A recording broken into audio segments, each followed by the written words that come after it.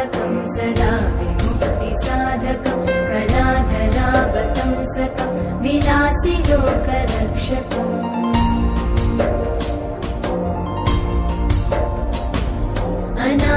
अनायकैकनायकं विनाशिते भदैत्यकं नताशुभाशुनाशकं नमामि तं विनायकम्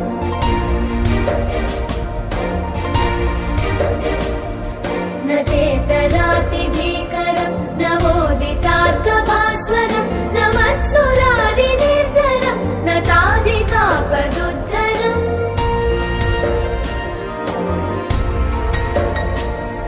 सुरेश्वरं निधीश्वरं गजेश्वरं गणेश्वरं महेश्वरं तमाश्रये परात्परं निरन्तरम्